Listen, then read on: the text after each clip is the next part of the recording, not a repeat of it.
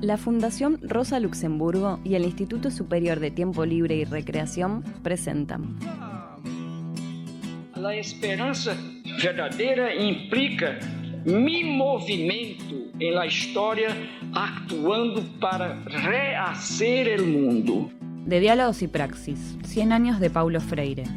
Fora de rehacer el mundo con mi praxis ao lado de outras praxis, não há como tener esperanza. Es una espera. Un podcast para reflexionar sobre la dimensión de su obra en las luchas y experiencias latinoamericanas. En esta serie de 5 episodios vamos a recuperar el legado de Paulo Freire, a partir de relatos y experiencias de educación y comunicación popular. Para reconstruir la historia de la militancia y las luchas rurales que se extienden desde los años 60 hasta nuestros días. ¿Cómo puede el pensamiento de Paulo Freire ayudarnos a reflexionar sobre los retos del mundo actual? ¿Qué hay de Freire en los lugares en los que no se habla de él? Episodio 4. El movimiento como sujeto educativo en la lucha por la tierra. La lucha por el acceso a la tierra visibiliza su concentración en manos de unos pocos y reclama que la tierra le pertenece a quienes la trabajan y producen en ella. Pero ¿cómo se da esta disputa? ¿Qué efectos tienen los procesos de formación en la conquista de derechos? ¿Cuáles son las experiencias que permiten pensar un futuro diferente? En este episodio escucharemos los relatos de Marta Greco, de Lina Puma y Wilmar Vaz para reflexionar acerca de cuál es el lugar que ocupa la educación popular en las luchas por la liberación y la dignidad humana. Para pensar el acceso a la tierra, es fundamental entender qué motiva a las y los productores a organizarse para la conquista de este derecho. En relación con esto, Wilmar Vaz, referente de la cooperativa El Amanecer, nos cuenta la importancia de la tierra para quienes la trabajan en Misiones. Y la tierra para nosotros es algo muy importante porque las familias realmente si no tienen tierra, no tienen cómo producir, no tienen cómo alimentarse y no tiene cómo vivir una familia en el caso de los pequeños productores campesinos. Porque sin tierra no se puede vivir.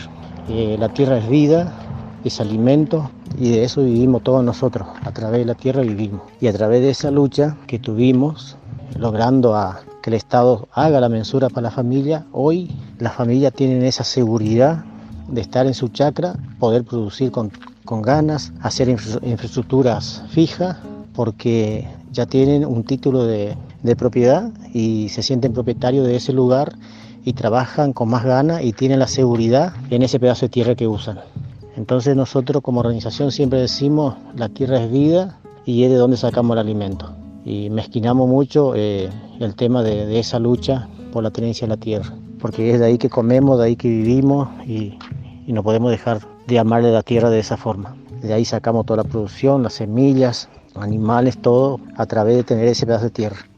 Continuando con lo que se señalaba anteriormente, la lucha por el acceso y la tenencia de la tierra también contribuye a la organización colectiva de quienes se ven afectadas y afectados. ¿Qué necesidades las y los convocó? ¿Para qué se quiere la tierra? ¿Qué alternativas se proponen al paradigma actual?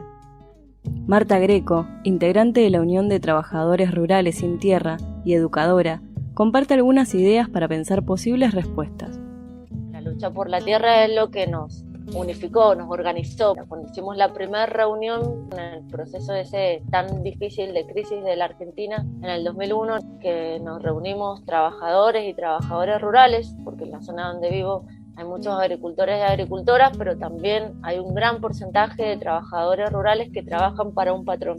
Y ahí fue tan espontáneo para decir, bueno, ¿cuál es el problema? Y el acceso a la tierra. Necesitamos tierra para producir y no trabajarle a un patrón. Eso es lo que nos atravesó como movimiento, como organización, la lucha por la tierra para producir y tener una vida digna en el campo y trabajar dignamente. Eso es como un hilo conductor, ¿no?, para la construcción. De hecho, en la propuesta pedagógica hay un espacio donde el espacio de estudio curricular, como queramos llamarlo, se llama territorio. Entender qué es el territorio, donde hay esa disputa de poderes, donde hay actores, donde hay lazos sociales, es fundamental. Y bueno, y después concebir y decir, bueno, ¿para qué queremos la tierra? queremos producir, pero en el marco de qué modelo productivo queremos. Y bueno, de ahí uno viene a recuperar también esos saberes ancestrales que hay, de esa relación con la naturaleza, de ese respeto con la naturaleza, de ese horizonte que es construir nuevas relaciones sociales entre hombres y mujeres en la naturaleza. Bueno, el concepto de agroecología sintetiza todo eso. Para los movimientos campesinos, la formación no tiene un espacio ni un momento concreto, sino que cada acción, iniciativa y reflexión tiene una vocación pedagógica. Al concebir a la educación como herramienta política central para alcanzar la transformación social, el método educativo precisa ser dinámico. La Escuela Campesina de Mendoza, que surge en el año 2010, realizó un trabajo de base en más de 35 comunidades, donde se debatió qué tipo de escuela querían construir. Marta Greco, referente y educadora, explica cómo se dan los procesos de formación en la vida campesina.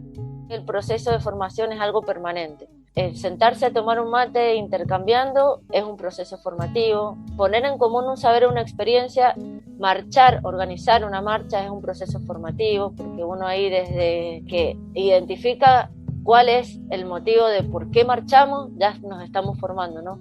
Entonces, esa concepción que estudiar y formarse no es solamente un cuaderno y un lápiz, es más que necesario. Bueno, no es solo ese espacio donde uno se forma, donde uno aprende, sino que es permanente, y los movimientos sociales tenemos esa práctica, ¿no? Y sobre todo es aprender a organizar, ¿no? Si uno tiene un proceso formativo y queda en su formación individual y no multiplica y no organiza para que otros más puedan hacer esa experiencia, bueno, es como que también queda como una pata floja, ¿no? Paulo Freire sostiene que en la educación popular el aprendizaje se da a través de una relación dialógica entre educadores y educandos, y en relación con su historia y contexto, las palabras o frases disparadores se vuelven una manera de visualizar y construir el mundo que nos rodea. ¿Qué dinámicas de trabajo surgen en los procesos formativos? ¿Qué herramientas toman de la educación popular?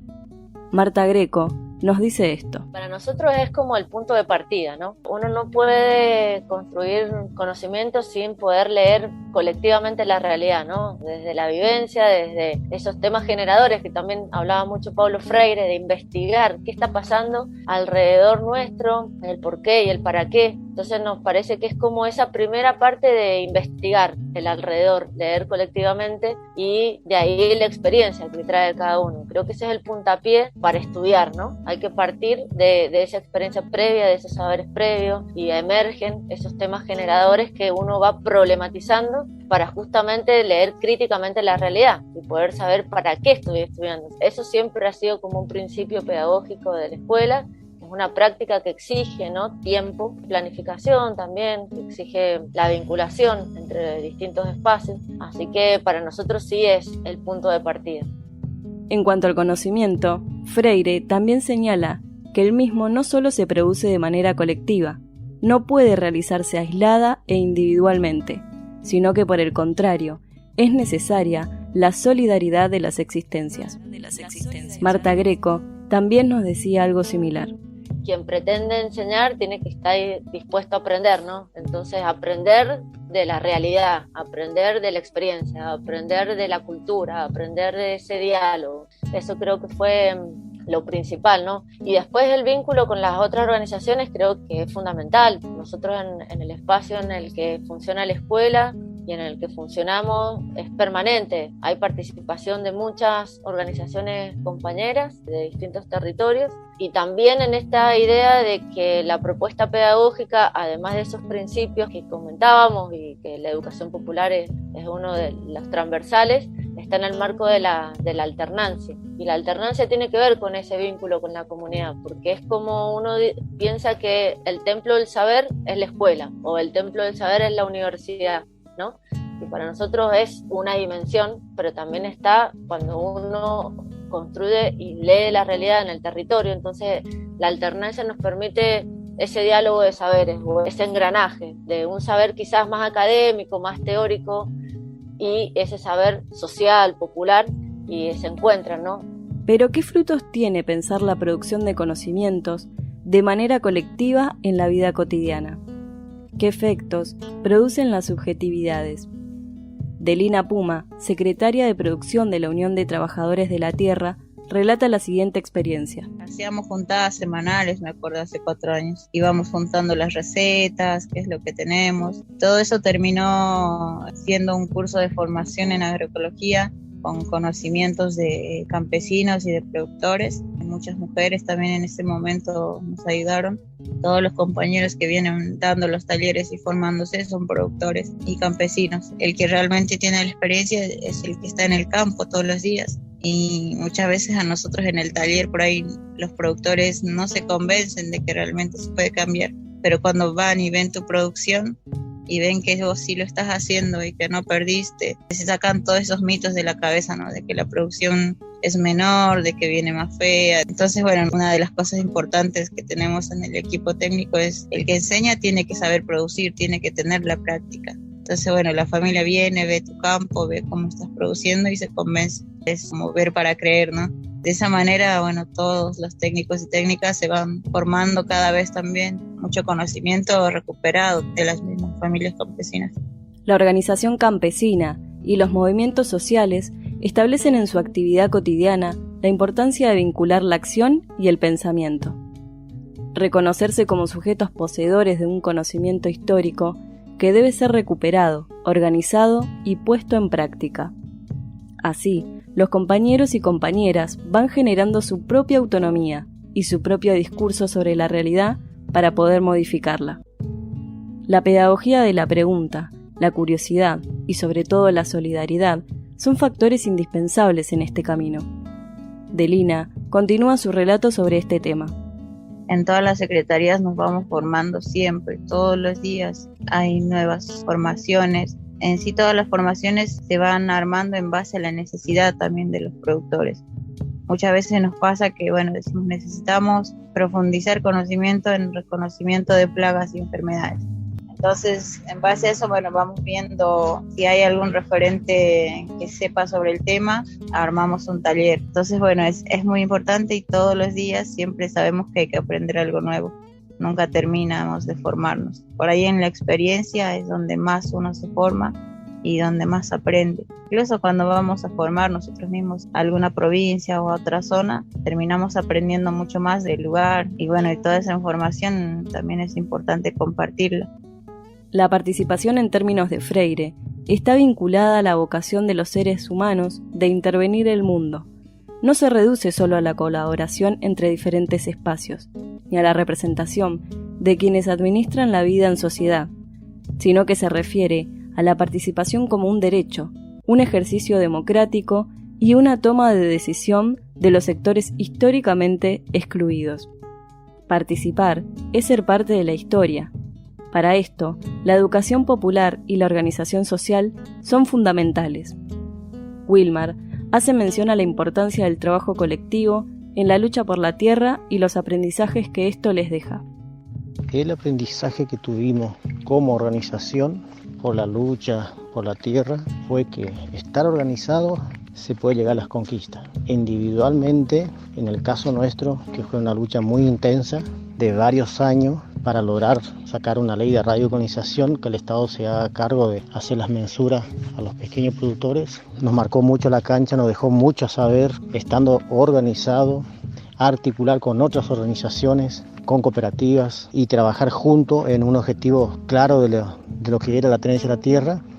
Ese fue el aprendizaje que tuvimos, que individual no se logra nada, que hay que estar organizado y juntos para presionar al Estado para que el Estado te haga caso. Porque en el caso nuestro era 3 propiedades privadas que había, más de 1.200 familias encima que vivían ya con sus 40 años de antigüedad, pero el Estado no se quería hacer cargo y la empresa amenazaba en desalojar todas esas familias. Entonces empezamos a organizarnos, con las mesas de diálogo no se llegaba, los acuerdos que se llegaban no se cumplían. Bueno, ahí llegamos a un acuerdo de articular con más organizaciones, con más compañeros y salir a la lucha, que era los cortes de ruta, esas cosas. Y bueno, desde ahí la calle te enseña a vivir y te enseña a gestionar y te enseña a trabajar. Trabajamos entre todas las organizaciones que tenían ese objetivo de tener un título, un permiso de ocupación por su tierra que trabajaban y bueno, hasta que logramos. En sus obras, Paulo Freire nos propone pensar un proceso de emancipación llevado a cabo por quienes son oprimidas y oprimidos, que se origina en una intención explícita de transformar sus condiciones de vida y existencia. Freire defendía una pedagogía emancipatoria que permitiese pensar nuevas representaciones de lo posible y tuviese como efecto la tarea humanística e histórica de liberar a quienes fueron oprimidos y oprimidas. En este aspecto, Delina Puma nos comparte su mirada sobre la lucha por el acceso a la tierra. Y la lucha la tenemos en nosotros todos los días, desde el día que vos te levantas y sales a recorrer los campos, a dar un taller y vuelves. Muchas veces nosotros también nos sentimos cansados. Todos los días estamos en una lucha constante, en una pelea constante por hacer que esto crezca y avance. Tenemos la esperanza de que el día de mañana todos nuestros compañeros puedan hacer agroecología y puedan cambiar su modo de vida.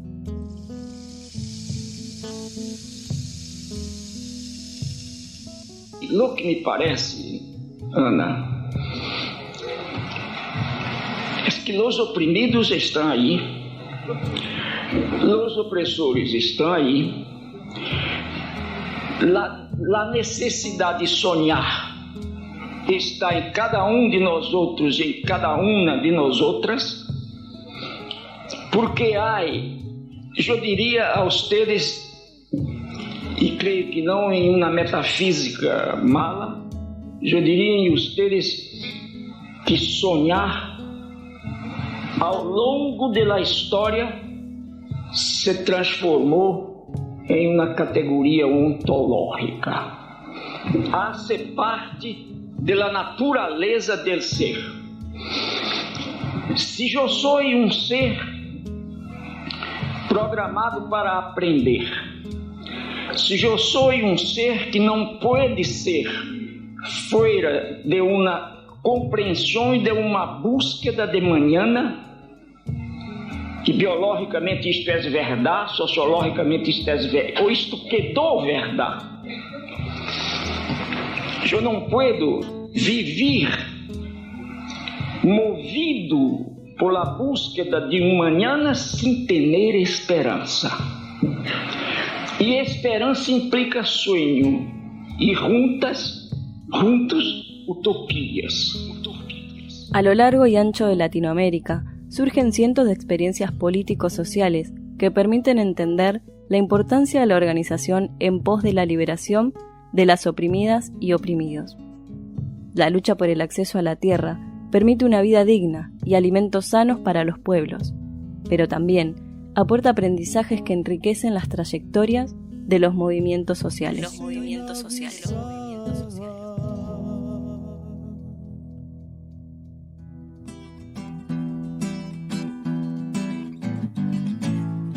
De Diálogos y Praxis es una producción de la Fundación Rosa Luxemburgo y el Instituto Superior de Tiempo Libre y Recreación. Entrevistas, guión y realización: Agustina Gallo, Laura Martín, Luján Olmedo y Leandro Rauschmayr. Ilustraciones: Joana Adamo. Nos seguimos escuchando. Hasta el próximo episodio. Hasta el próximo episodio. Hasta el próximo episodio.